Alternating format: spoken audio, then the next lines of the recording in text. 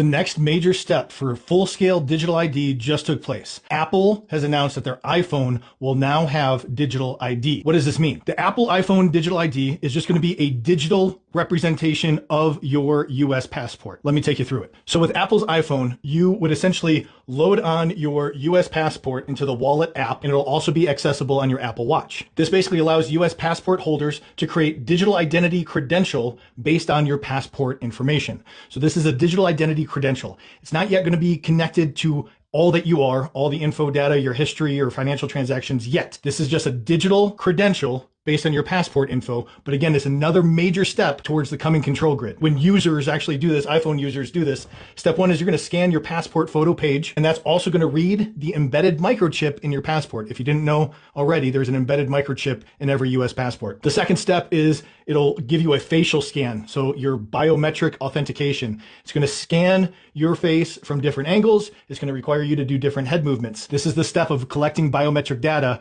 giving it to a private company like Apple. Users then can present their digital ID at in-person checkpoints. For example, over 250 US airports. Right now, it's only for domestic travel, not international. If you do international, you are required to have your physical passport in hand. So the digital ID on the Apple iPhone, they say it's encrypted and it's just stored on your device. Apple says that they cannot see when or where your ID is being used. Again, that's their claim, but how often do we trust what tech companies tell us about our data and how they protect it or what they can see or not see? This all plays in, again, to Agenda 2030, the digital legal identity.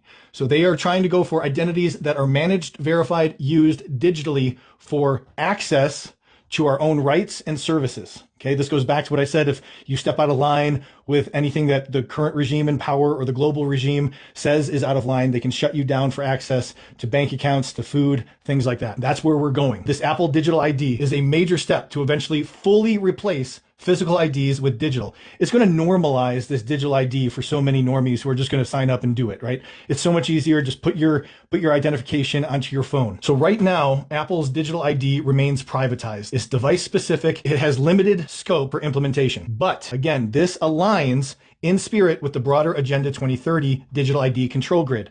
These are incremental steps. They're not just going to put the cage around you right away. It's going to be little incremental steps. Get you used to little things piece by piece. And as you take those little baby steps, you get used to the cage being put around you. One more big step towards full-scale digital ID, where all the individual's life history, info, data, their financial records, everything is all connected. It's not there yet, but again, this is another step towards that. These are the questions this raises. Will digital-only IDs become standard and people required to use them? We've seen this. This is what happens, right? We normalize something, it becomes a standard, and then all of a sudden it's forced upon us to that's the only way to do it from now on. Who controls the ecosystem and the infrastructure of this? Right now, it's a private corporation, Apple. But government has talked about doing this. And of course, we have the ever-present evil public-private partnership where the public entity, the government, gives permission to a private corporation to store all your data and manage all of this through government contracts, which is most likely what is going to happen.